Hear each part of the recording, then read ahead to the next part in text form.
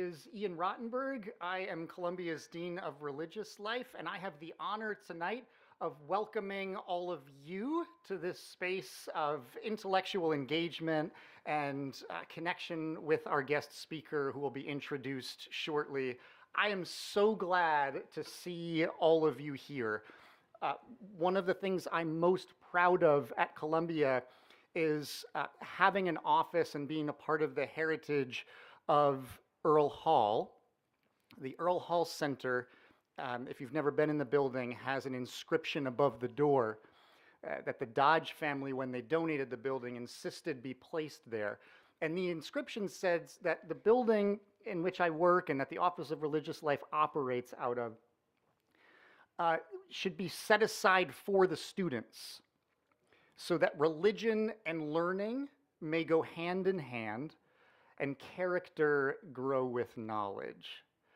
And it has been gratifying to see, especially in recent years, how many students are coming in droves to do just that, to ask questions about the way that religious belief and practice go hand in hand with the curriculum of a secular university. And it's gratifying work, and every now and then, an author and a book come along that mesh so well with that mission that we can't but invite them to come. And we're so grateful to our speaker for having accepted the invitation, and our office is deeply grateful to the Morningside Institute for co-sponsoring this event and for doing all of their connected work that they do. And so I'll now invite with gratitude Nathaniel Peters, who will introduce our speaker tonight. Thank you.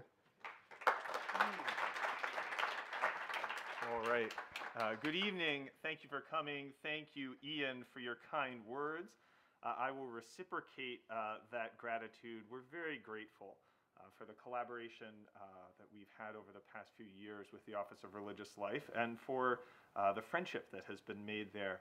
I'm Nathaniel Peters, director of the Morningside Institute, and we bring scholars and students together to examine enduring ideas, create intellectual friendships, and enrich these ideas and friendships with the vibrant life of New York City.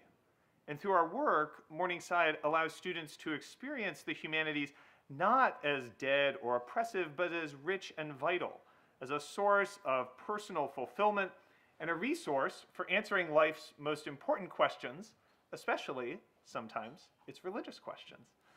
And it's in that vein that we're delighted to welcome back Ross Douthat for another evening with us, this time for a talk on his new book, Believe Why Everyone Should Be Religious. And there are copies available for purchase afterwards this evening. Ross will be available to sign them, so we encourage you to pick up one or more and have it or them inscribed.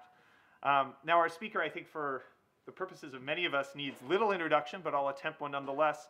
Ross Douthat grew up in New Haven, but decided as an act of teenage rebellion to spend his undergraduate years in Cambridge.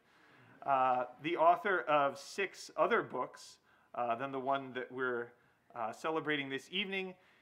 He's the film critic for National Review, the writer-in-residence for our friends at the Elm Institute in New Haven, and has been an opinion columnist for the New York Times since 2009. Ross, thank you so much for coming, and welcome here to Faculty House in Columbia University. Thank you.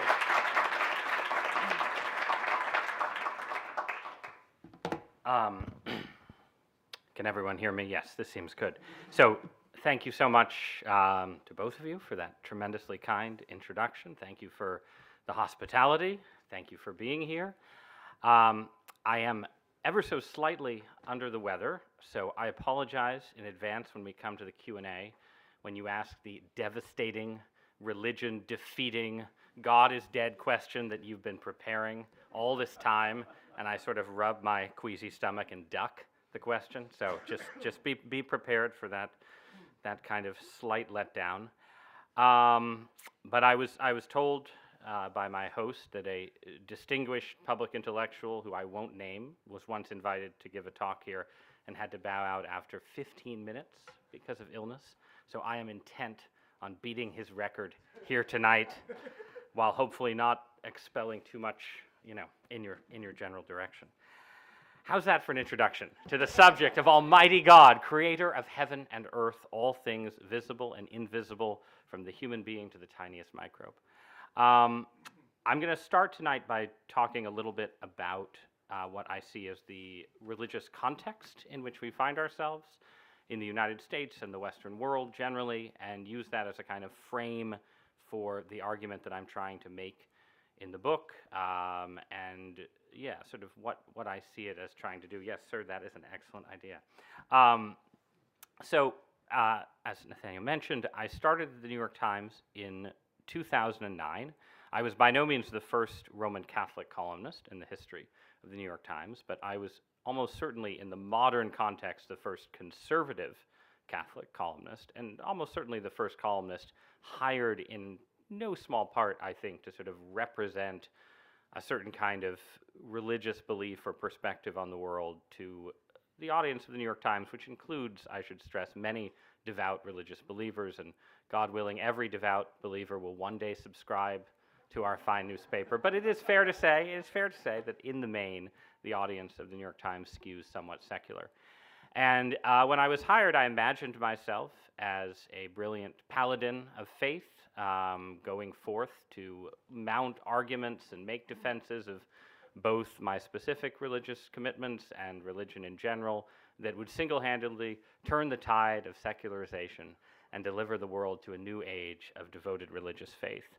And instead, I think you can hold me personally responsible for the subsequent 15-odd years of rapid secularization that befell the United States and the Western world. Had I only made better arguments, the religious trajectory of recent years would have been quite different. Actually, I'll tell one joke that you may not find completely funny, but I have a colleague, David Brooks, who's a wonderful human being. Everyone loves David Brooks. When I travel the country and introduce myself to people and say I write a column for the New York Times, I often will have people sort of look at me in slight puzzlement and say, "You know who I love? That David Brooks." And David has had his own religious journey and has written a lot about religion, especially in the last 5 years or so, quite eloquently. He wrote an essay about his sort of religious transformation over Christmas, where he talked about kind of personal vision that he had, I think, while on the subway, where he felt that he could see everyone's soul around him. And every time I've ridden the New York subway, I've asked God for that kind of revelation. It hasn't yet been forthcoming. But I like to tell people that, David is there to make New York Times readers feel like they ought to be religious, and I'm there to remind them why they're not. So that's my joke. But not true. It's not true. No, it's not. That's too much self-deprecation. But the reality is, whether it was my fault or not just the last 15 years, but the last 20 to 25 years in American life have seen an intensification of the broader pattern of secularization and declining religious affiliation and declining church attendance that we sort of associate with modernity in general, but I think in the American context really only describes the post-1965 world. That, in fact, by some measurements, you could say that America actually got rather more religious over the course of our history, in fits and starts with awakenings and fallings away and so on, up until the middle of the 20th century, when faith hit a kind of institutional high tide and then began to recede in a pattern that has not ended, or not fully ended, yet. But so those last 20 years have been, I think, a kind of perfect storm of sociological and institutional forces undermining religious affiliation and attendance. And, just sort of a quick sketch of those different forces would start with the general deinstitutionalization of American life, the declining membership, declining joining, declining sense of sort of faith in institutions and community participation that you don't just see in religion, but has hit religion particularly hard. Then to that, you can add a period of institutional scandal, most notably in my own Catholic Church with the sex abuse scandals, but there have been other scandals as well in other parts of the religious world that have delivered various kinds of blows to religious credibility. You have the effects of political polarization on religious practice and belief, a sort of intensification of political identity even as religious identities weaken, which is not always responsible for a collapse in religious identification. You can get a certain kind of fusion of political and religious identity that can help, in some cases, prop up religious identification. But if you look at sort of the story of American society writ large, there clearly has been a kind of substitution of political connection and affiliation for religious connection and affiliation. And the simplest example to use is the survey data showing that 50 or 60 years ago, lots of Protestant parents would have been uncomfortable with their child marrying a Catholic or marrying outside Christianity, marrying a Jewish person, and vice versa. And there would have been more of that discomfort than there would have been for a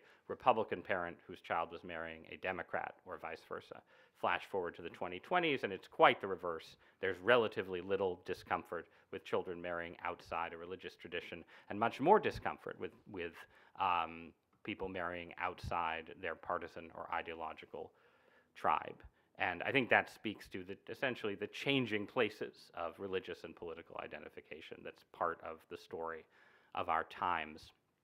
And then finally, I think there's no question that the internet as a technology of sort of communication and also of kind of argument and, we'll just say of argument, played a sort of particular role in accelerating a turn away from religion, not for everyone, but for a group that experienced what we now think of as the high tide of the new atheism as an intellectual movement. I identified with figures like the late Christopher Hitchens and Richard Dawkins and others who are still on the scene right now. But I think one way to look at the world in which those figures emerged as, to use a horrifying term, influencers, apologies, I'll use thought leaders later, and that'll be even worse. But it was a world where you still had a lot of religious communities that were accustomed to bringing up young people more or less on their own terms, right? Without sort of intense contact with highly skeptical and anti-religious arguments. And the internet thus created, again, not a sweeping population, but a real population of people who had been raised in pious households and were suddenly introduced to full-scale atheistic, anti-religious arguments honed since 1764 or whatever birth point of skepticism you want to pick, that their traditions had just barely ever begun to address. And so this sort of contest between the Dawkins-style intellectual and the befuddled and well-meaning pastor or bishop figure was kind of a staple of that moment. And you had some particularly acute examples. For instance, you had among Latter-day Saints, for instance, among Mormons in that period, you had, for many people, the first exposure via the internet to critical arguments about Joseph Smith and the early history of the Mormon faith. So that was sort of a very particular example. But there was just a general pattern, I think, of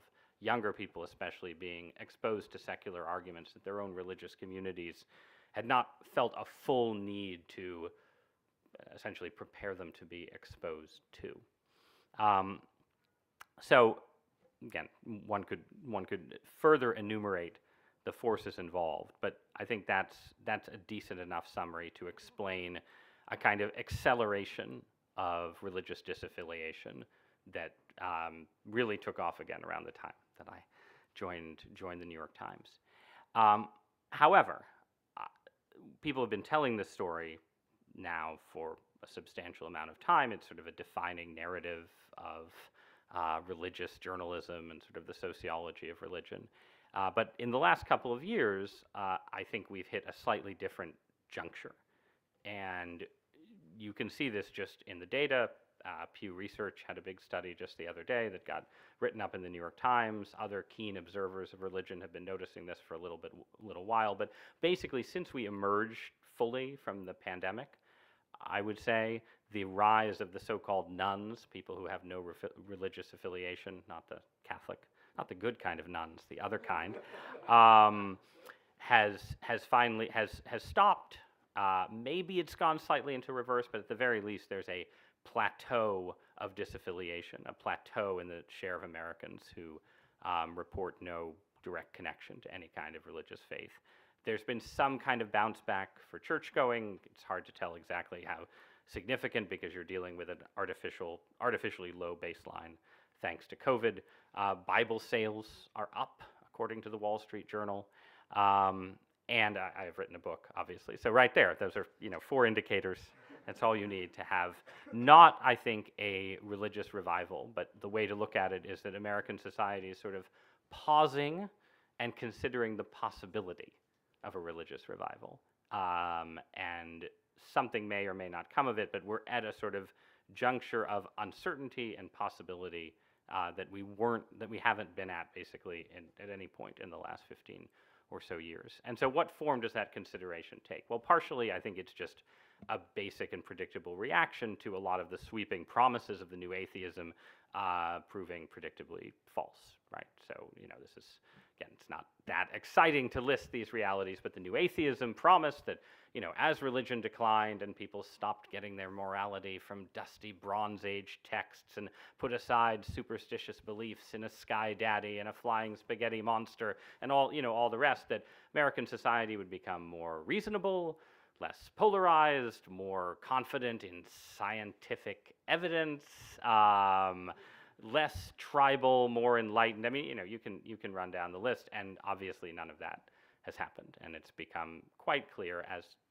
again, from hundreds, if not thousands of years of history before now, it should have already been clear that removing religion or removing particular forms of religion from a society does not at all incline people to suddenly become more peaceable, more agreeable, less tribal, less superstitious, or anything like that. You just have a transfer of those impulses to other forces, other figures, other loyalties, and whatever problem you're trying to solve by eliminating religion, at best you don't solve it, at worst you make things worse. Then you've also, I think, connected to that, had a special transformation in the lives of Western and American young people, which has mostly been mediated by probably more up-to-date versions of this device that we all carry around, bearing the apple with the bite taken out of it significantly somewhere on it. And I think I'm basically a believer in the thesis that much of the rise in teenage angst and depression and suicidality and the decline of friendships and romance and sex and dating, leading ultimately to fewer marriages and fewer kids, much of that is just a technological shock affecting social life. But I don't think it is a coincidence that having this technological shock emerge or sort of befall one of the first generations that had large numbers of people raised without any kind of connection to organized religion, not even like Christmas and Easter and a little Sunday school, just sort of no metaphysical horizon at all, would make the shock that much worse, right? And I don't think you have to look very hard to see a kind of metaphysical anxiety below the sort of immediate surface of, sort of TikTok or TikTok-mediated discontent, right? And a sort of, there's a fairly profound pessimism that has tended to circle around the issue of climate change. Maybe now it will increasingly circle around fears of an AI apocalypse, but whatever sort of particular force or prophecy or potentiality it fastens on, it does seem to reflect the combination of sort of a technological change to social life with a loss of any kind of sense of what human beings are and for, and any sense that we might be here for a reason, any sense that there might be some form of providence supervening over history that guarantees that the world probably won't end, and if it does, it'll all be part of a plan anyway, so don't worry too much about it, as I tell my kids.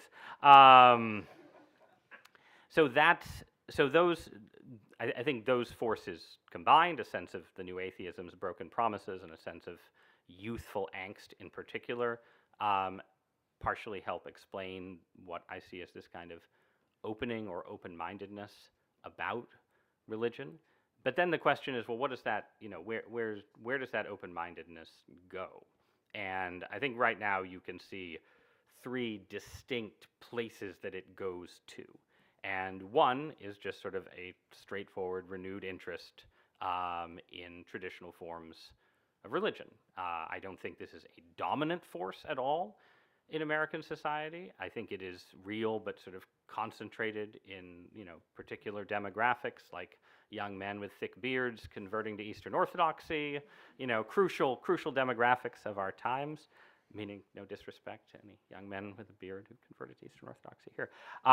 But no, in all seriousness, there is a sort of particular renewed interest in initiation into and conversion into traditional forms of religion that is stronger today, I think, than was the case 5 or 10 years ago. But then alongside that, there are two other impulses. Second impulse is an impulse that is a kind of elaboration and expansion of the spiritual but not religious category that emerged as a kind of placeholder for people who were sort of entering the world of no religious affiliation, but didn't want to identify with Richard Dawkins and hard atheism, right? So I think in that world, you can see a sort of general impulse, a sort of, New Age, in touch with the universe kind of impulse, increasingly looking for sort of concrete correlatives to its desires for some kind of spiritual connection and, frankly, spiritual help. And I think quite often in this mood, there is an inability to get all the way to belief in any kind of creator God, or any kind of belief that human beings could be connected to the ultimate source of meaning in the universe. That sort of view of traditional religion seems like too much of a stretch, but there is a real interest in what you might call intermediate powers as sort of sources of the things that people turn to religion for: help, assistance, guidance, sort of concrete answers to prayers, and so on. And this impulse takes a lot of different forms. It can be quite explicit, like it can be sort of formally neo-pagan. And in fact, if you go into my local Barnes & Noble and go into the religion section, where there used to be half a bookshelf of tarot cards and Wicca and goddess this and sort of neo-pagan that, now there are 3 bookshelves. Now that might be particular to Southern Connecticut. I imagine it would look a bit different at the Barnes & Noble in Dallas, Texas, I hope. But just that alone, I think, speaks to the reality that there are just a bunch more people who are interested in sort of formally trying to get in touch with whatever ironic distance sometimes about what they're doing with sort of small g gods of the old school. Then alongside that, you have a couple other categories, and these all overlap, right? You have the renewed interest in 1970s style psychedelics, except we've come a long way in psychedelic development, and so now the drugs are more potent and the trips are more intense, and these run the gamut from sort of, essentially self-medication with a vague spiritual component to hardcore, I took ayahuasca and, met my guardian angel / guardian something else, right? And had a kind of wide awake moment of perfect enlightenment, and now I see the universe completely differently. And there, I think there are many people for whom that experience is understood not just as something happening in your brain chemistry, but as an actual spiritual experience that changes your life, but that is, again, not always. Sometimes there is some kind of encounter with something that seems absolutely ultimate, but more often the encounters seem to be with these kind of intermediate powers interposed between human beings and whatever is highest. Something similar could be said about the return of interest in UAPs, as we're now supposed to call UFOs. UFOs just sounds better, so I'll continue saying it. But the UFO experience, idea, theory has always had a kind of science fiction component and a supernaturalist component. And my sense is that in this current vogue or moment, the quasi-supernaturalist component is actually quite strong. It may present itself as the idea that we're getting in touch with beings from another dimension, right? People, maybe it doesn't use supernatural language. It's still trying to use the language of science fiction, but it is very much less about, Spock or the Klingons are coming to make first contact and usher us into a kind of bourgeois scientific future, and it's much more like these are beings from higher dimensions of reality with whom you can get in touch by opening your mind to them and becoming an experiencer, right? So again, this sort of search for an intermediate power. And then without going into too much detail, I think, I won't go into any detail at all. In fact, I think the quest to build the AI machine god obviously is sort of the place where this impulse meets the scientific technological impulse, and it's a focus of particularly intense interest for that reason. So you have people turning to traditional religion, people looking for small g gods, and then finally a category that you might call the regretful unbelievers, the people who, were never sort of full Richard Dawkins lovers, but basically used to go along with the idea that, the decline of religion was a sign of progress, and that the world would probably get a little better once people didn't believe in mythology anymore, and so on.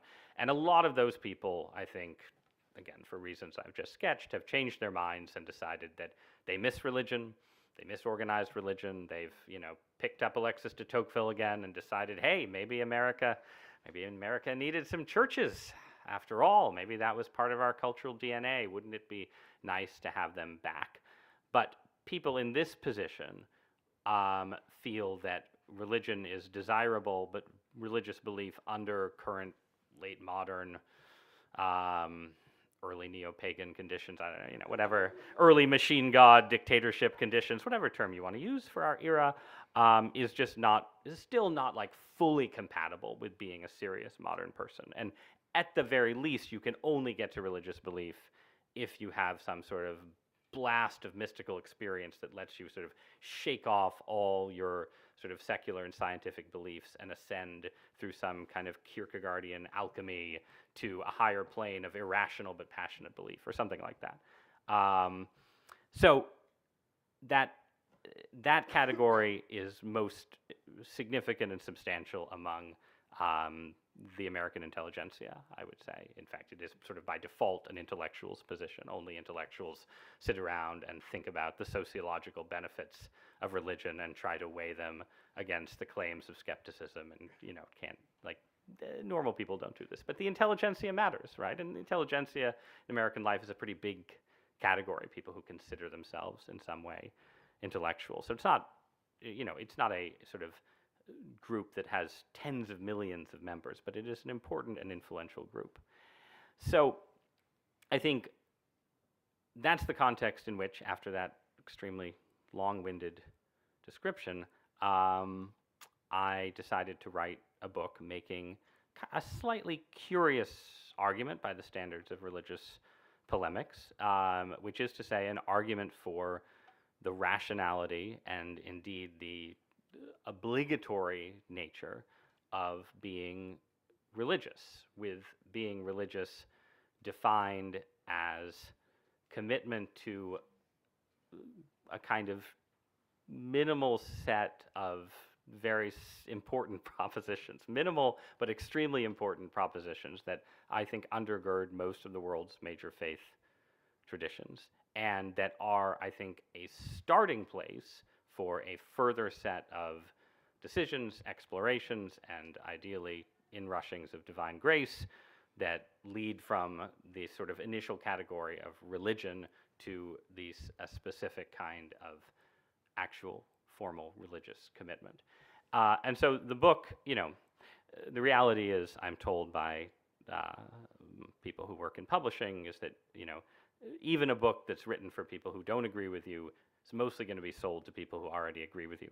So in that sense, Believe is, of course, written, you're hoping to drive up sales among people in the first category, people who have some kind of attachment to the forms of traditional religion that I'm defending. But the argument is very explicitly offered to people in the second two categories, people who are interested in religion, interested in sort of spirituality, but sort of doing their own thing and trying to open themselves up to various forms of power, and people who are interested in religion but can't get over the hump of skepticism about it. And so the structure of the book runs, basically you try and convince the last group first, you try and move that group from skepticism into interest and openness, and then the next part of the book tries to persuade them that they shouldn't just stay in this kind of spiritual open-mindedness category, that they should proceed to some kind of formal commitment. And then, there's a final chapter about why my formal commitment is Christianity. And of course, the whole thing is a kind of Christian apologetic in disguise. There's no point in denying that reality. But it is a book that is sort of liberal, especially by the standards of someone professionally identified with conservatism, in the sense that it sort of takes as a given pluralism, religious pluralism, a profound plurality of religious paths that people are going to find themselves on under current 21st century conditions.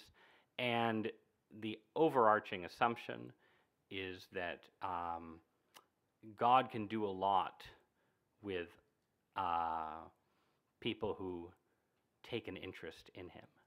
And what God does from person to person, soul to soul, example to example, may substantially differ, and people's journeys, again, under the current religious conditions that prevail today, are necessarily going to be various. And if you're trying to give general advice to people for the religious journey, you can't just sort of preemptively assume that they are all going to start out in the same place or get to the same place in the end. You have to sort of respect the pluralism that God in his providence has permitted and the plurality of paths that that creates. So it is a book, on the one hand, that ends with an invitation to become a Christian, but it's also a book that, in theory at least, I think could be read profitably by someone who is convinced by everything in it except the part of the book where I argue for the credibility of the Gospels and the New Testament and the singular nature of Jesus of Nazareth and all the rest. And it does make a pretty strong assumption or argument, which you guys can interrogate in the Q&A a bit if you want, that it is almost always better to make some kind of commitment, some kind of attempt, even with the knowledge and the possibility of that you're getting it wrong in some way, starting out in a religion that is further, that will turn out to be further from the truth than others, right?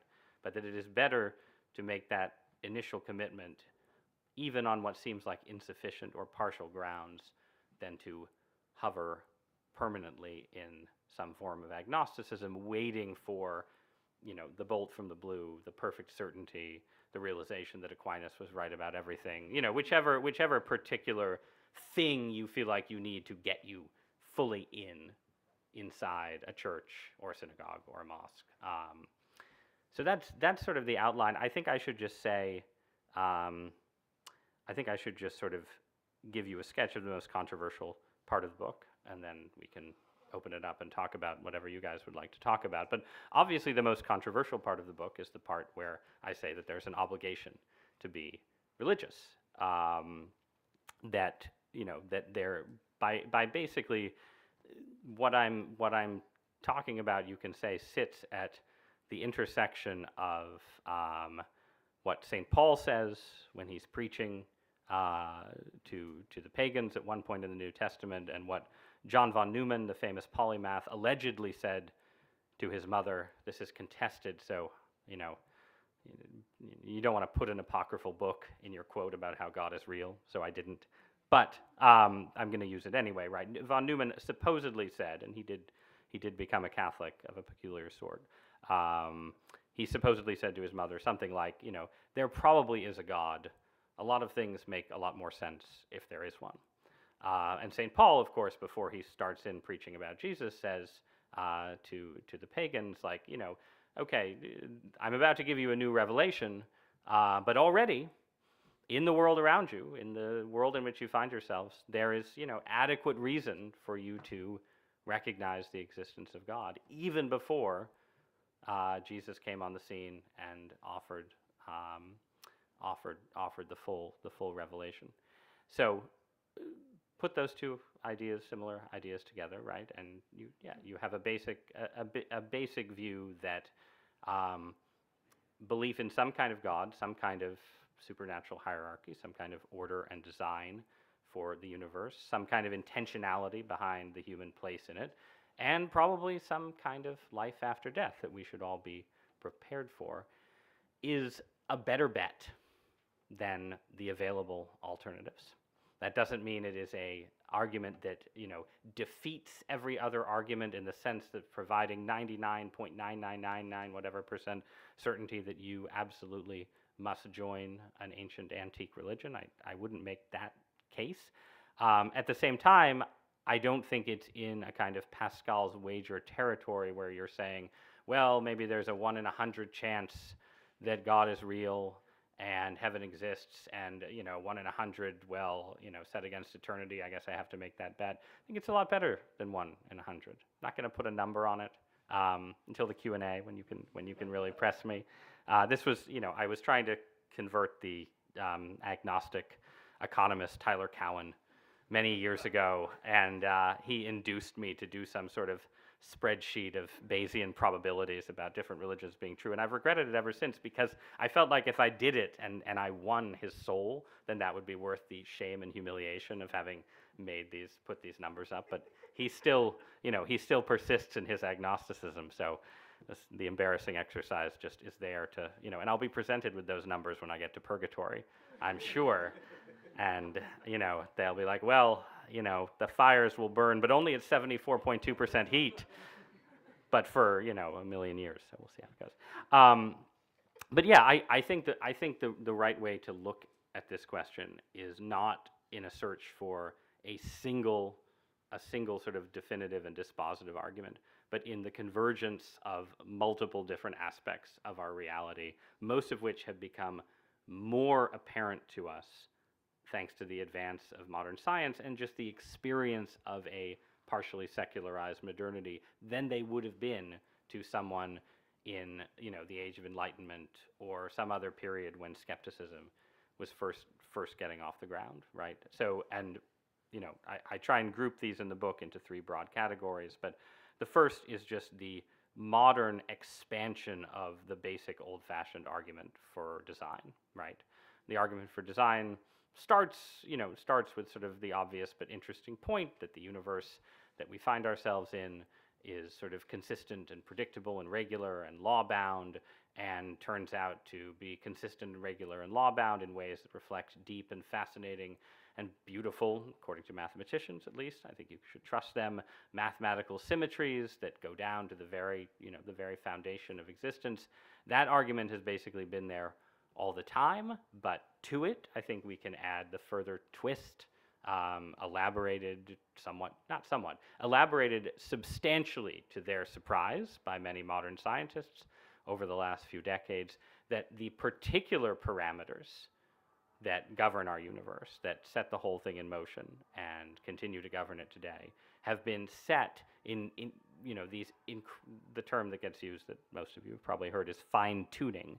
They have been finely tuned at levels where you're talking not about 1 in 10 odds or 1 in 100 odds, but 1 in a quadrillion odds or more, with parameters that, were they in the 99.9 quintillions part, would have produced lifeless universes that expanded too fast, universes that collapsed too fast, and in all kinds of striking ways, ours appears to be what is sometimes called a Goldilocks universe, is sometimes called a jackpot universe, but a universe that, given, if you were just choosing a universe at random, the odds of producing one that had these parameters that are necessary to produce order, planets, suns, life, us, and so on, those odds would be incredibly negligible, right? So this is I think a sort of deepening of the case that's already available from the basic order of the universe for some kind of intentionality, some kind of consciousness behind the structure in which we find ourselves. And you can tell that it is an important argument, even if it's not a dispositive one, because it has pushed the materialist position into what, again, has now become quite familiar to us, but is, from the point of view of most of modern history, a quite surprising idea, right? The idea that the way to explain all this is not to posit some kind of supervening mind, some kind of intentionality, but to posit the existence of a near infinite number of other universes, all of them conveniently invisible to us and largely inaccessible to us. Obviously, there's debates about what happens at the end of Interstellar, or what we might achieve by going through a black hole and so on. I don't want to say that their accessibility is completely denied, but in terms of the practical tools of modern science, their accessibility is denied, right? So you have extremely strong claims made about about infinite numbers of invisible realities, and these are not claims, I think, that would have in any way become as fashionable as they have if the alternative did not increasingly appear to be some form of theism, or at the very least pantheism, right? And I think that there are various issues and difficulties that that the various multiverse hypotheses raise. I won't go too deep into it now, but just stipulate, right? So you have theism as a sort of, I think, plausible and intuitive explanation for basic order and design and then fine-tuning, and the multiverse as the effective counterproposal. Then you have the nature of consciousness, where, in spite of all of the genuinely incredible, potentially world-altering advances in machine intelligence, what gets called, again, not by religious philosophers, or not by them only, the hard problem of consciousness, the difficulty of ever figuring out how you can get our own direct experience of the world, the primary fact about reality that all of us experience, how you can get that fact out of materialism, out of a materialist reductionist conception of what a human being is. That problem has not gone away. It has, in fact, I think, deepened in various ways the more we have come to understand, actually, about brain science. And that consciousness, in turn, has two other features can be added to that basic sort of persistent fact of, sort of the enduring reality of what the religious believer would call the soul, right? One is the spooky aspects associated with quantum physics, where it appears that human consciousness has some kind of interactive relationship with material reality, where human consciousness itself seems to cause contingencies to become realities, possibilities to become the actual material thing itself in ways that, again, were certainly not predictable or expected. This, too, can be explained in terms of a multiverse hypothesis. It will not shock you to know, but it is, at the very least, another feature of modern reality where the primacy of mind over and above, or at least through matter, seems to be demonstrated in ways that would not have been predictable 100 or 200 years ago. And then along with that reality, you just have the basic fact that human consciousness, which, again, under materialist conditions, is held not to fully exist in ways that we directly experience, that human consciousness has been so incredibly successful at understanding and figuring out and sort of getting to the heart of things when it comes to understanding the material reality in which we find ourselves, which I also think is not immediately predictable on any kind of materialist conception of what human beings are. So I think out of those two arguments, you basically have a plausible religious story where you have strong evidence for intentionality and the primacy of mind operating at this level in the universe, at the creative supervening level, and strong evidence, stronger certainly than we've had before, of mind as a primary reality at this level where we all exist, right? Which I think tracks reasonably closely with what a reasonable person might understand as what the book of Genesis is saying when it talks about human beings being made in the image of God, right? That human consciousness has some profound relationship to whatever form of mind or consciousness set the whole system in motion in the first place.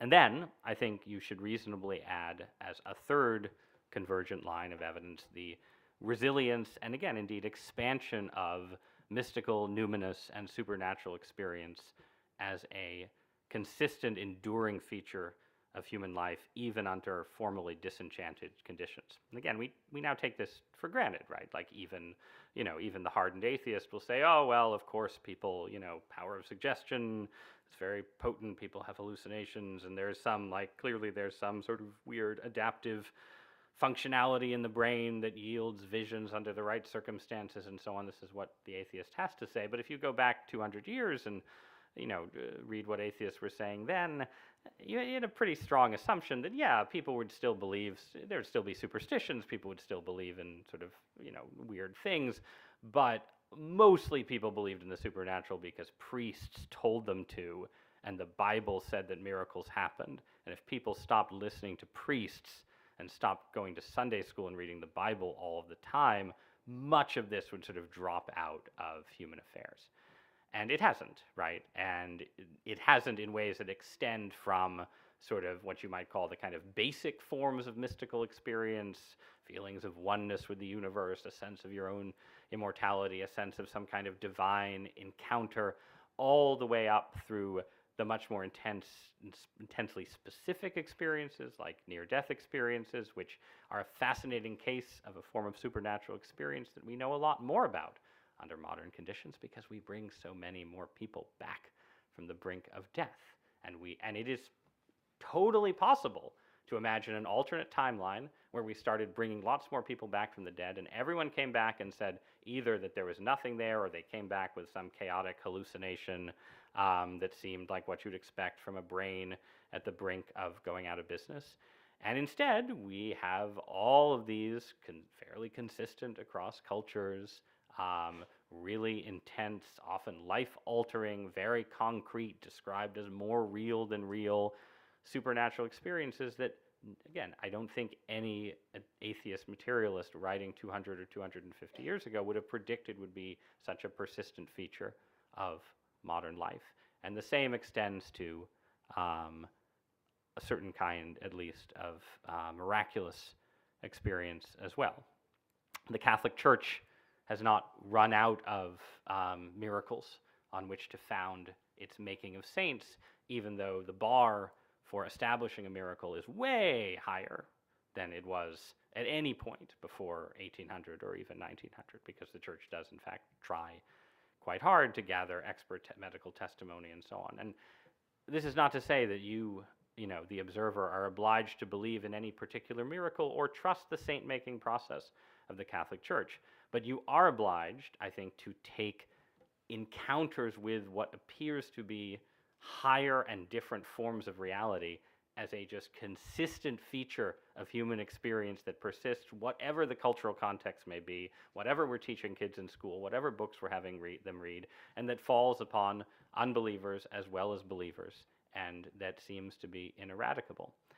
And I think that if you take the combination that I've just described, the persistent and deepening evidence for order and structure with us in mind in the universe, the persistent basis to take human consciousness seriously as an actual fact about the universe, not just an epiphenomenon of the material, and the persistence under whatever conditions of the experiences that give rise to religion in the first place, you should be willing to place quite a strong bet on the idea that that the parsimonious explanation is that, religious traditions were telling the truth all along, which, again, doesn't get you to the question of which religion is telling the fullest truth and which doctrine is correct and so on, but gets you quite a distance, I think, toward,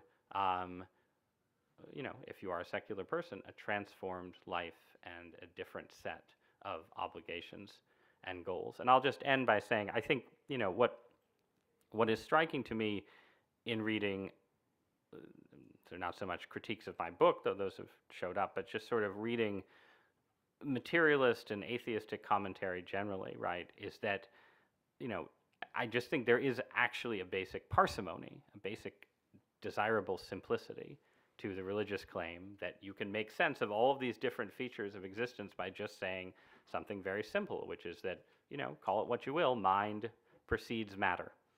Matter does not precede mind, mind comes first. Whereas the materialist is forced to run around and say, at one moment, just to take the example of consciousness, right? When the religious believer is talking about, talking about why you should take the direct experience of consciousness seriously as a reality unto itself, the skeptic has to become a minimizer, right? And say, well, this conscious experience, it's just sort of, it must have some adaptive function we don't understand, but it's basically just stapled on to bodily processes that should be able to more or less run on their own. Maybe your consciousness is just sort of like a passenger in a car who, or someone, a spectator in a movie theater who thinks that they're affecting what's happening on the screen, but it's really just sort of a script your brain is running, and it's really not important at all. It's an illusion, right? It's something like that. Okay, but then, then the conversation turns to religious experience, and let's say, everything from near-death experiences to claims of supernatural healing. Then suddenly the skeptic has to become a maximalist and say, the mind, it's so very powerful. It has the capacity to construct, realities inside your head that, when you're on the brink of death, that are more real than real because of, this power, the power of consciousness can do that. And you think that you've been supernaturally healed, but really, your subconscious was so powerful that it expected the healing, and it caused some kind of, increased blood flow with new antigens to the affected region that had this effect. And what you're talking about is a consciousness that just in the prior conversation you were denying had any substantial existence at all, right? And I think that kind of movement is characteristic of, at the end of the day, a flawed paradigm on reality. And I think we are at a point where materialism should be seen as somewhat similar to the Ptolemaic system in its sort of Copernican and Galilean crisis, where it's not that the materialist can't come up with arguments that would make materialism somewhat coherent in some way, shape, or form. But those arguments resemble the epicycles that were tacked on to orbiting systems to make all the planetary alignments work. They could, you can make the whole system fit together, but the more of them you add, the more you might look around and say, well, isn't there a better answer? And obviously, I think there is. So, thank you. That's the end of my talk.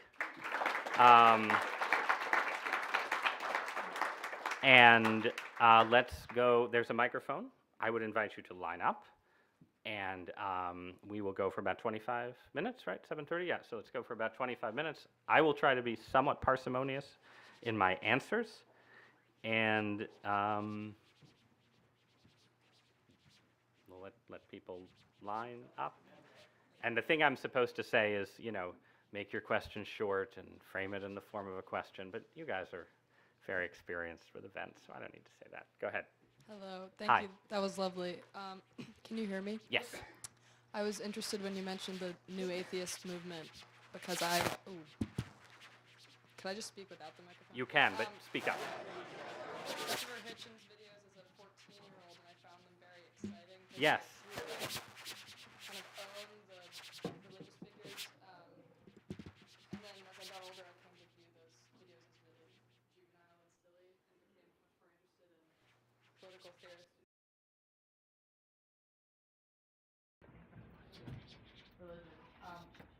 I was surprised that rationality was one of the first things you mentioned in describing the premise of your book, the rationality of being religious. And I'm compelled by this evidence you proposed, but it almost feels, to try to prove it rationally, it almost feels like solving the problem on Hitchens' terms. Like only in him with evidence and science. Yes. Like, not that that's what you're doing, but I've seen people do this and kind of argue back. Whereas I found that the reason I became interested in Christianity has really nothing to do with evidence or arguments, but instead with the fact that it the ritual and the community and the benefits of my soul and life, and also the fact that it predates the Western obsession with rationality. It precedes the Yep.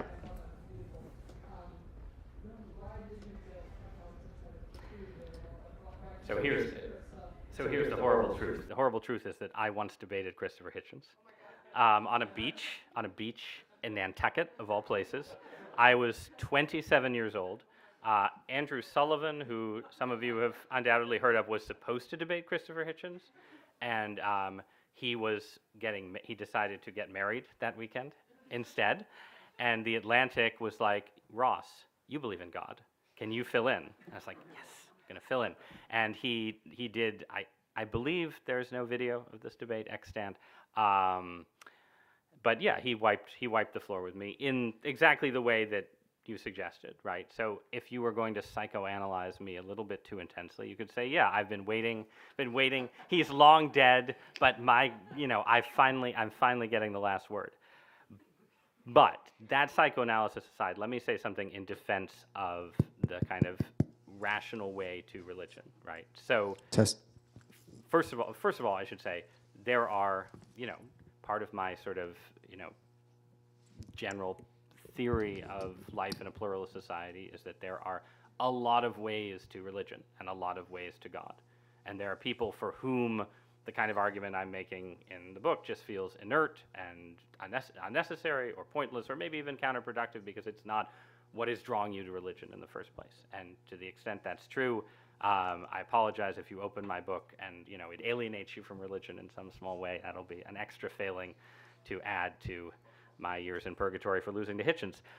But I think it's important not to just concede the claim that religion exists in this kind of separate category from a lot of the ordinary but very important things that we talk about and argue about in the Western world, right? I think that there is the religion, like, it's not just, which is the side of the brain that's sort of more rational? I always get this wrong, right?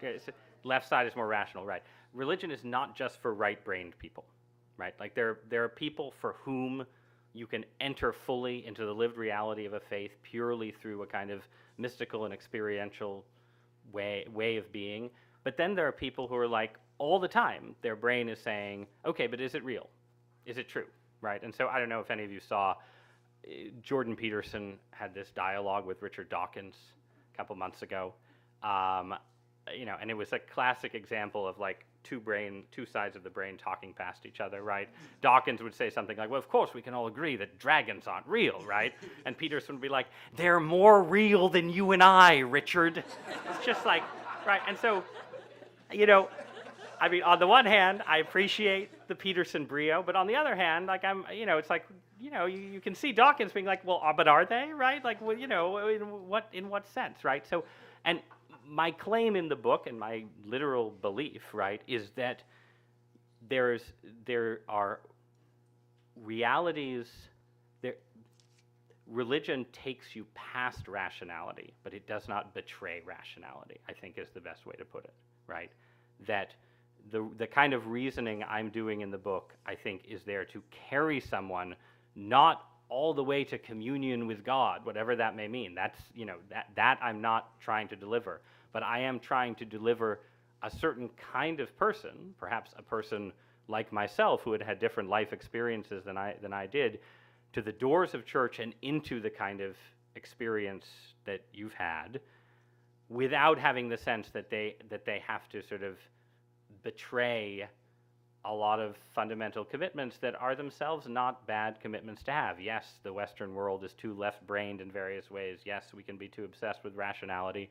But reason is itself also a gift from God, if God exists, right? And certainly human reason has done a lot of very impressive things that we have all tended to benefit from in various ways. So yeah, I think it's both that different people have different paths to God, right? But also there are people who have a kind of, like, I've known a lot of different people in my life, but I've known people who have had sort of direct, intense religious experiences that have changed their life, and they've become religious and lived religiously for a while, and then they've hit some point of crisis, right? And sometimes they've hit a point of crisis, and I've thought, and it seems like the experience is not enough, but then they don't have something else to fall back on, right? Or you see people, like, in evangelical Christianity, people talk a lot about deconstructing, right? The idea, you are raised in a certain faith, and then you realize it has problems, or there's a scandal, or your parents voted for Trump, or whatever is alienating you from your faith, and you start deconstructing. And part of what I'm saying in the book is there can be a floor on that, right? It's like there can be a foundation where even if you aren't having the mystical experience in the moment, even if you feel like your own particular faith tradition has betrayed you, you still shouldn't fall all the way to pessimism, nihilism, skepticism, or atheism. You should hit a fairly solid foundation that tells you, even if I wasn't doing exactly the right thing, the impulse towards religion still makes sense. So that's that and getting revenge on Hitchens 20 years later. Thank you. Hi, thank you for the talk.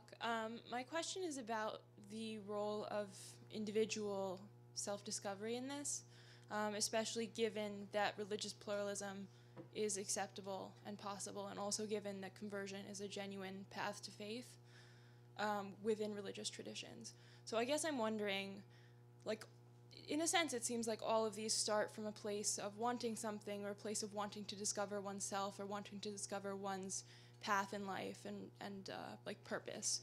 But then, I'm thinking right now of sort of Augustine and Pascal specifically, but a lot of other narratives around conversion, around faith.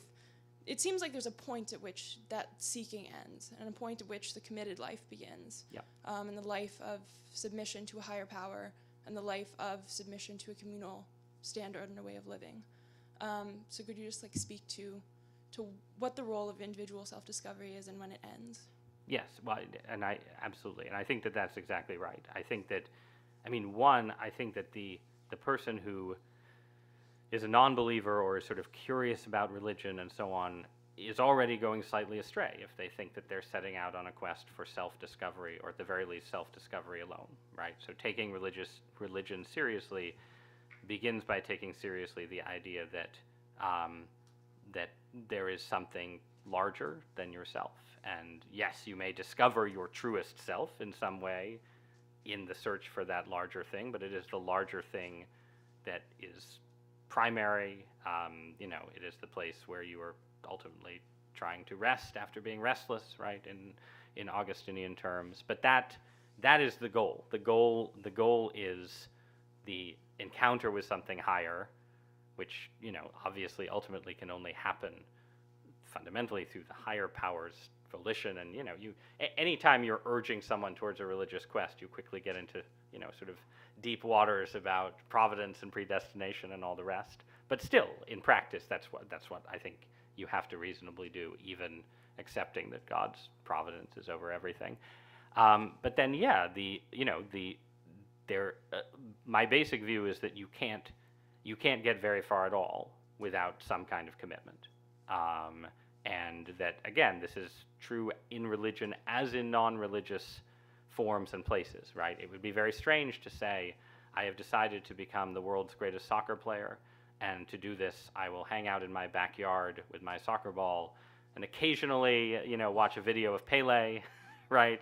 No, you have to have a coach and join a team and participate and so on. And what is true at that level of things is also obviously true of religion and religious commitment. There are all kinds of things that institutional religion does that individual religion struggles to do, and there are all kinds of ways in which some kind of submission in some form is clearly necessary to whatever we think spiritual growth is, and there are all kinds of ways in which sort of commitment provides certain kinds of protection, right? And when I was talking about those secondary powers that people are reaching for and interested in exploring, right, the Christian perspective is that many, if not all of those secondary powers are potentially in rebellion against God and don't have your good in mind. And so spiritual freelancing, just in those terms, might be extremely dangerous. The one other point, though, that I would make is that, one, I think, beneficial in certain ways feature of pluralism, though obviously you can argue it both ways, is that pluralism allows for commitment, but also in certain circumstances for escape, right? And I think one of the fears that liberal modern people have about commitment, right, is that you'll end up imprisoned in a monastery somewhere, or living in The Handmaid's Tale, or whatever. The Inquisition will be at your door and so on all the time, right? And I do think that while there are disadvantages to pluralism in the sense that it makes true commitment harder, there are also advantages in the sense that you can commit without, in most cases, unless you're joining a cult, feeling like you're going in and you can never get out. And if you've chosen wrong, sorry, you're out of luck, right? And in fact, I think the religious person should have confidence that a provisional commitment that turns out to be provisional can be part of God's plan all along. So in the book, I quote an essay by novelist Paul Kingsnorth for First Things a few years ago about his own religious conversion, right, where he was raised with this totally attenuated form of Christianity that had no purchase on him at all. He sloughed it off quickly and then sort of became interested in religion and went through these stages where he was a pantheist and where he was a Zen Buddhist and where he was a Wiccan and then literally, I think, a priest of some kind of white magic. And then suddenly he felt impelled toward Christianity through mystical experience, not through like left brain rationality. And you could look at that story and say, oh man, he made 4 big mistakes and then he finally got it right. But I don't think that's probably the right way to look at it. I think the right way to look at it is to say it was the right thing for him to make those provisional commitments, but also be ready when God called him, to be C.S. Lewisian for a minute, further up and further in. And I think that has to be the hope for the religious believer under conditions of pluralism, that it makes it possible for God to guide people through stages even if their initial commitment isn't quite right. Thank you. Hi, thank Hi. you so much. Thanks for coming. And congrats on the new podcast. Yeah, you're thank you. Life choices. I don't know. I was wondering, in terms of your role both as a promoter of religion, and particularly Christianity, as well as your role as a promoter of conservative politics, writing largely for an audience that is hostile toward both. Do you ever worry about like optics, I guess? I mean this just like in the strategic sense. Like, do you feel that like you might be in writing about politics in a certain way and identifying your name, like does that worry you, or does that like, do you find that these just sort of whatever, like do they come too close together? Or Yeah, I mean, I think you could say that there's an optimal version of religious witness that is untouched by any kind of sort of partisan affiliation and writing and so on. And there are obviously ways in which just inherently, by being involved in contemporary political debates, you are ensuring that some of your religious arguments aren't heard by people who might otherwise listen to you, because it's like, oh, Douthat, he was, whatever, right? He's too conservative in whatever way, right? He's offering apologia for, this feature of right-wing politics or something. Yeah. It was the WASP's article. That's absolutely, well, that's a different, yeah. There's a lot of different ways in which I write a lot of columns. It doesn't even have to be about politics per se. It might be my taste in movies or something, but lots of what I do could, I think, create a stumbling block for someone to give, full credence to the arguments I'm making about religion.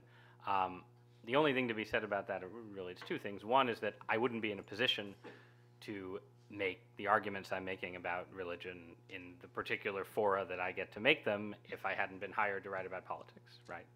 So there's no, again, talking about like the timelines that, God sets up for you. I don't think there's an alternate timeline where, I could publish a newsletter in the New York Times about why I think the discoverability of the universe is a good case for God if I hadn't been hired to represent some kind of conservatism.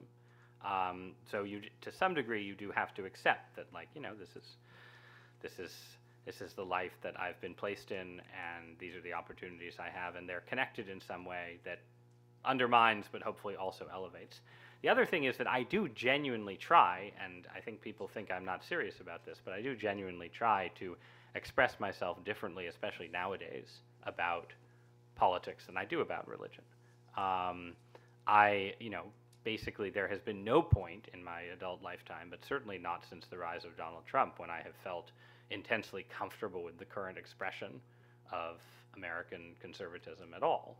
And everything that I write about politics tends to be couched in a kind of, well, you're got weighing two different evils here, and there are problems either way, and here's why you might incline this way, and here's how conservatism could be better, but it probably won't be, right? Like the last three pieces I've written about the Trump administration have been, here's what MAGA might get wrong about running the American empire. Here's how the Trump administration might squander its advantages. And then Sunday's column was about, what people who are criticizing Trump and J.D. Vance don't quite get about the changing world landscape. But it too finished up with a bunch of paragraphs about how, what might go totally wrong with Trumpian grand strategy. And those are not just there as to be sure paragraphs. Like, I think this administration may already be a disaster, and that is my genuine opinion, right? I'm not just sort of trying to be cute or anything about it,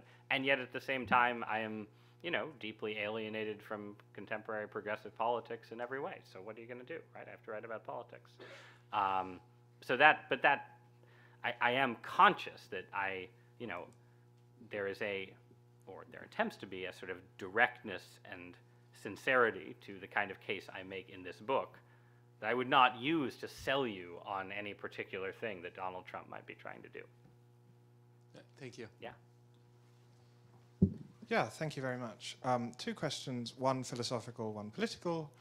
The philosophical question is about sort of knotty issues about sort of method that the arguments you presented get into, right? Different views about what calls for explanation, different views about what the data is. I was wondering, one way you might deal with that is to think of your audience as someone who has a certain kind of orientation towards wonder, right? Or sort of desire for a worldview or something like that. So curious what you think about that. Someone who will accept that consciousness is a datum to be explained, someone who will believe in scholastic principles of, every effect has a cause, that type of person, right? Maybe that's sort of your audience. Then the political question is sort of very concise. I'm really curious about the kind of politics of these intermediate gods people, because especially the sort of Gen Z types, as in anarchists and so on, So just if you could say a little bit about, where you think all these sort of semi-confused people are going politically. Yeah, the second one is a really good question, and I don't fully know the answer. I spend more time than I should following sort of the UFO, UAP stuff, not because I'm convinced of any particular theory, but I think there is some sort of deep weirdness there, and that weirdness might just be part of the national security bureaucracy is crazy. I don't know, but there is something weird there. I'm interested in weird things. And when you read in that terrain, that sort of believing in UFOs cashes out in all kinds of different forms of politics. And you have Trumpy UFO believers, and you have deeply anti-Trumpy, you have people totally disaffected from institutions, you have people who think, the higher beings are going to fix institutions. And I think that's sort of true in different ways, right? That each of these perspectives could map onto a lot of different politics. Right now, to your point about anarchists, I definitely think that it's creating some very weird bespoke forms of politics, and not to be too grim, but if you look at the worldviews of the most recent set of school shooters and assassins, they weren't all religious worldviews. I don't think this just applies to religion, but there is a kind of weird hyper individuation in political perspectives, and also I think religious perspectives that's generated by this kind of material. I don't see for now any of it turning into a kind of larger corporate force of the kind. It's if it's neo-pagan, we're not going to be sacrificing a bull on the steps of the Capitol anytime soon. I think to get from sort of individualized seeking after small g gods to something else, you would need the aliens to descend in their spacecrafts, or the AGI god to emerge, or something would have to change. For now, it seems like it creates weird individuals and sort of bespoke spiritualities, but that tend to end up, in political terms, sort of, mapping onto very different, you can be Trumpy or you can be woke. Either way, you can be, and there are extremely right-wing neo-pagans and extremely left-wing neo-pagans, right? They have slightly different visions of what neo-paganism is, but they are both there. To your first point, I guess my impulse, which is sort of proven wrong all the time by people's reactions to these arguments, but my impulse is that I want a more universal audience, right? That I feel like the person who is already inclined to a certain kind of wonder at the universe, or the person who is already inclined to take seriously a scholastic argument about causation, they're already basically there, right? And I am greedier. I think that more people who have slightly more unsettled perspectives on reality should be persuadable by some version of the arguments that I've made. That like just a basic thing like you should be preparing for the possibility that God will judge you when you die. I feel like I should be able to talk more people into that, and perhaps I'm wrong, but that is my animating impulse at the moment. Thanks.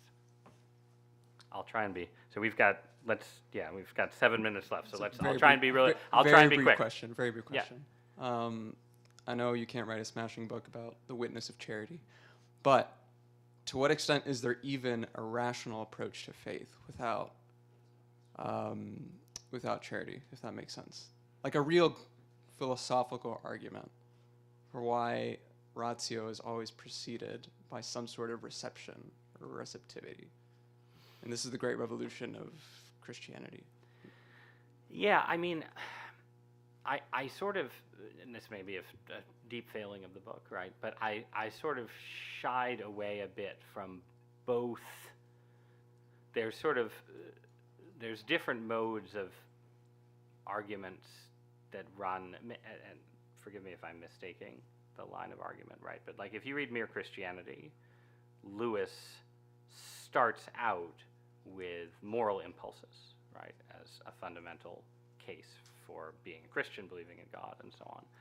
And if you read a book like Tom Holland's Dominion, the sort of historical account of Christianity's success, he starts with a version of, I think, where you ended, right, with the idea that, like, in the end, the Christian revolution is it is a moral revolution first and foremost, right? And you can't understand it outside those terms. And I agree with the second argument more than the first. I feel like the Lewis argument about morality as evidence of God, I do think it is evidence of God. I don't think it is the strongest form of evidence. I think Holland is absolutely right that you can't understand why Christianity conquered without understanding its moral revolution. I'm less convinced that in a world that accepts that revolution, though, that sort of foregrounding it is enough in some way, right? Like I feel like there's a lot of people who would sort of imbibe or accept that argument and say, yes, it's wonderful that Christianity brought this new idea about what we owe to each other into the world. That's wonderful. I'm so glad that it did. But still I'm in the place where, and Holland himself is sort of in this place of saying, but I'm just not sure that we can say that it's true, right? And I'm really sort of trying to work at that fault line, maybe to a fault, if you will, right? That and the book does, in the end of the book, where I make a case for Christianity, it does emphasize, I think, maybe not perfectly, but those kind of arguments a bit more. But I do feel like there is some kind of fundamental receptivity to the idea of God that, well, like Christianity itself came into a world. It's like the Christian Revolution happened in a world where people were receptive to the idea that some kind of being had made the world, right? So reestablishing that receptivity seems like it would make the very arguments you're gesturing at more appealing or more compelling too. But maybe not. Maybe I'm not sure. That's sort of a scattershot response. Okay. No follow-up. Okay. Hi, thank you for being here. I was curious if you could talk a little bit more about, you make an argument for kind of just generally faith, but you also are Roman Catholic, and so what do you think the value is of the Catholic faith, or why do you choose to be Catholic as, I guess, in particular in opposition to Protestantism or any other faith? In 30 seconds or less. I'm serious. It's actually not that complicated. I think that that Jesus Christ. I think the Nicene Creed is a true statement about the world. I think that you can get from a generalized religious commitment to Christian belief by encountering and taking seriously the extent to which the New Testament stands out among a broader range of religious texts and encounters. I think you can say there's lots of religious encounters that have some validity, but the Christian emergence into history it's a spike on the seismograph in ways that if you assume that God is not trying to trick us and that God is not making it impossible for us to figure out the truth, then Christianity seems like it has a pretty uniquely strong claim. And then once you've gotten to that point, without getting too deep into historical controversy, I think at the very least, looking at the arc of the last 2,000 years, you would say that Roman Catholicism and Eastern Orthodoxy between them have the strongest claims to direct continuity with the church that was founded by Jesus. If you think that God intervened in history in this particular way, he probably wouldn't let the church that he founded immediately fall into as profound an error as, say, some intense Southern Baptists, for instance, might say the church fell. Not to single out Baptists, right? But you asked. So if you have confidence in God gets you to a commitment to Christianity. Confidence in God gets you to, looking for a church that is in real continuity with Christianity's founding. And then, I live in America. I live in the West. I don't think I need to fully litigate Eastern Orthodox versus Western Catholic claims to say the Pope is the Patriarch of the West, the Bishop of Rome, and I'm under his jurisdiction, and I am content with that, and I don't need to become Romanian Orthodox or something. And again, that's not to cast any kind of aspersions. I feel like I'm sort of singling out converts to Orthodoxy here, but I do think it can be that, to some degree, it can be that basic. Obviously, this doesn't get you through all the subsequent questions about papal infallibility. What does it mean, and which doctrines do you have to assent to, and so on. But I think you can take up those questions with a more basic framework of, I'm a Christian in the Western world, in the United States, and that's reason enough to be in communion with the See of Peter. Thank you very much.